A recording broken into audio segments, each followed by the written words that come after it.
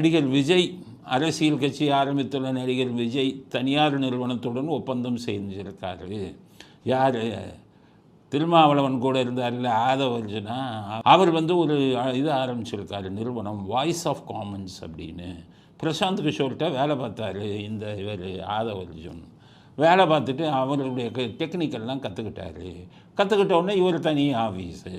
இந்த டெக்னிக்கெல்லாம் கற்றுக்கிட்டு தான் பிரசாந்துக்கு இவர்கிட்ட போனார், சபரீசன்ட்ட. சபரீசன் ஒரு அடித்து துரைத்து விட்டால் 2 பேத்துக்குள்ள தகராறு. அதனால் சபரீசனுக்கு போட்டியாக ஒரு அரசியல் கட்சியில் சேரணுன்னு தான் திருமாவளவனில் போனார். திருமாவளவன் தான் தெரியும்ல, அவர் தான் ஸ்டாலினுக்கு உடந்தில்லை. அதனால் திருமாவளவன் அவரும் இவரை விரட்டி விட்டார். அதனால் விஜய் கட்சியில் சேர போகிறாருனாங்க. இப்போ கட்சியில் சேரல, விஜய்க்கு உதவி செய்ய போகிறாராம். சும்மா இல்லை, 300 கோடி இவர் பிரசாந்த் கிஷோருக்கு ஸ்டாலின் கொடுத்தாரு. இவரும் எப்படி 200 கோடி கேட்பார்? என்னத்தை பண்ண போகிறாங்க? இவங்களை அரசியல்வாதி ஏமாறவும் போகிற அந்த மாதிரி ஆள்கிட்ட தானே ஏமாறுறான். உங்களுக்கு முதல்ல உங்கள் செல்வாக்கின் மேலே, விஜய்க்கு சொல்கிறேன், உங்கள் செல்வாக்கின் மேலே நம்பிக்கை இருந்தால் இந்த மாதிரி ஆளுங்களை தேடி போவீங்களா? என்ன சொல்லணும்? எனக்கு மக்கள் செல்வாக்கு இருக்குது. எம்ஜிஆர் கட்சி ஆரம்பித்தார், இந்த மாதிரி உங்களை மாதிரி இன்னொரு நிறுவனத்தை பிடிச்சிக்கிட்டு என்னை ஜெயிக்க வைய நான் கேட்டார். அவர் நிறுவனத்தை பிடிச்சிட்டாலே உங்களுக்கு கேவலம். ஜெயலலிதா இருந்தாங்களே எவ்வளோ நாள். பிரசாந்த் கிஷோர் பொண்ணுன்னா கெட் அவுட், வெளியில் போடான்னாங்கல்ல. மக்கள் எனக்கு ஓட்டு போடுறாங்க, எனக்கு செல்வாக்கு இருக்குது, நீ யார் புரோக்கர், நீ என்னை ஜெயிக்க வைப்பேன்னு சொல்கிறதுக்கு? நீ இவங்கள்லாம் சிந்தித்த அளவுக்கு விஜய்க்கு சிந்திக்க தெரியலையே. அதனால் கருப்பு பணம் நிறையா வச்சுருக்காரு விஜய்கிட்ட. எப்படின்னு கேட்டிங்கன்னா, விஜய் 150 கோடி 200 கோடின்னு வாங்குறாருன்னு நமக்கு ஏற்கனவே நியூஸ் வந்தது. ஒவ்வொரு படத்துக்கும் 150 கோடி 200 கோடி. ஏன்னா அவர் படம்லாம் 400 கோடியை தாண்டும், 200 கோடின்னாரு. ஆனால் அவர் கணக்கு காமிக்கிறது 40 கோடி. இப்போ வாரிசுன்னு ஒரு படம் வந்தது, அதனுடைய தயாரிப்பாளர் தில்ராஜ் சொல்லியிருக்காரு. என்ன சொல்லியிருக்காருன்னா, அந்த வாரிசு படத்தில் விஜய்க்கு 40 கோடி தான் கொடுத்தோன்னு. அப்போ 200 கோடி வாங்கிட்டு 40 கோடி கணக்கு காமிச்சாருன்னா 160 கோடி கருப்பு பணம். அந்த கருப்பு பணத்திலாம் வச்சுருக்காரு. இவர்கள் நம்ம திமுகலாம் கொள்ளையடித்த பணம் மாதிரி அது அரசாங்கத்தை ஏமாற்றிய கருப்பு பணம். அந்த கருப்பு பணத்தை இந்த ஆதவர்ஜுன் மாதிரி புரோக்கர்களுக்கு கொடுக்குறாரு. இப்போ பணம் கொழுத்து போச்சு. இந்த 200-300 கோடியை கஷ்டப்படுற மக்களுக்கு கொடுக்கலாமே. அதனால் தன்னுடைய செல்வாக்கில் நம்பிக்கை இழந்து விட்டார் விஜய். அதனால் ஆதவர்ஜுன் என்பவர்கள் நம்பி, நொண்டி குதிரையை நம்பி ரேஸுக்கு போகிறார். நொண்டி குதிரை நம்பிக்கை ரேஸில் போனால் ஜெயிக்க முடியுமா? அதனால் ஒரு நொண்டி குதிரை ஆதவர்ஜுன். அதனால் உங்களை மங்கம் போட போகிறாரு. ஜெயிக்கிறது கனவுலையும் நினச்சி பார்க்காதீங்க. 300 கோடி போகிறவங்களுக்கு வேஸ்ட்டாக போகுது அப்படிங்கிறத விஜய் திருந்த மாட்டாருன்னு நினைக்கிறேன். ஸ்பாட்டுக்கு வர வேண்டியதானே. ஏமா ஓட்டு போடுறானோ ஓட்டு போடட்டும் அப்படின்னு சொல்லி, இந்த ஏமாத்த வேலை எல்லாமே எங்களுக்கு வேணாம்னு இல்லை சொல்லணும். அந்த தைரியம் இல்லாதவர் எப்படி வெற்றி பெறுவார்?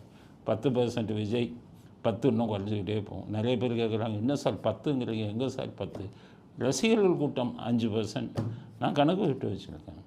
மீதி 5% கிறிஸ்டின்ஸ் ஓட்டு.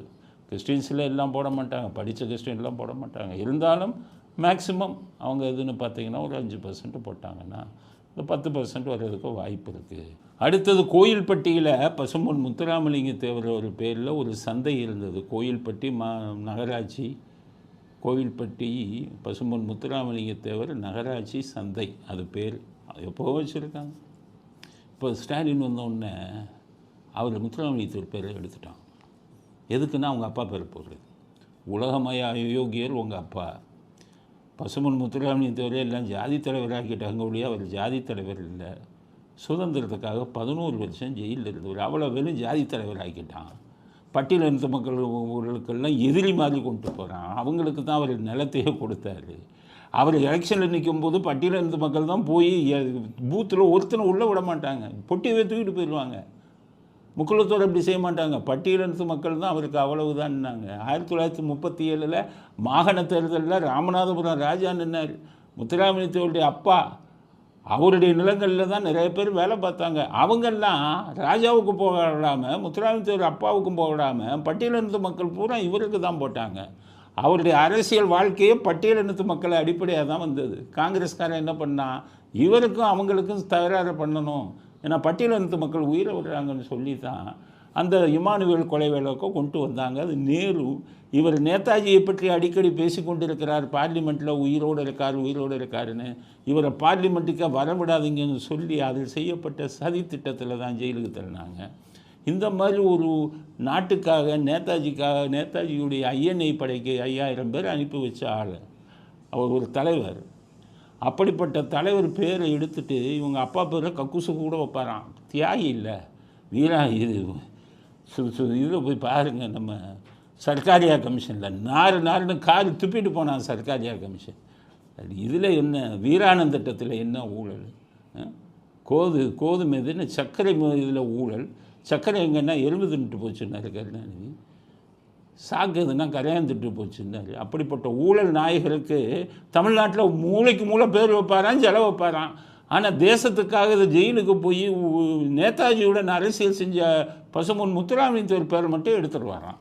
எப்படி பாருங்கள், அழிவு காலத்தின் உச்சம் அது. சீக்கிரம் அழிய போகிறார்கள். அதனால தான் தேசிய தலைவர்களை எல்லாம் அவமானப்படுத்தி ஊழலுக்கு பெயர் போனவங்க அப்பா பேரை ஊராக வச்சுக்கிட்டு இருக்காரு. ஸ்டாலினுக்கு கடுமையான கண்டனத்தை தெரிவிச்சுக்கிறாங்க. கால் தூசி பெறுவீங்களா? நீங்கள்லாம் நாட்டை கொள்ளை வச்சுக்கிட்டு இருக்கீங்க. அவங்கெல்லாம் இருக்கிற எம்பி சம்பளத்தையே வாங்காமல் போயிடுவார். எம்பி சம்பளம் மாதம் வர்றதே அவர் வாங்கினதில்லை. உங்களை மாதிரியா கொள்ளை அடிப்பதில் இது வச்சுக்கிட்டு கட்சிக்காரனெல்லாம் வச்சுக்கிட்டு போதை மருந்தெல்லாம் உங்கள் கட்சிக்காரன் தொடர்பு வச்சுருக்கான். போதை மருந்து கடத்தல் பண்ணவனோட போதை மருந்து கடத்தல் பண்ணவனுக்கு இது கொடுக்குறீங்க, பதவி கொடுக்குறீங்க.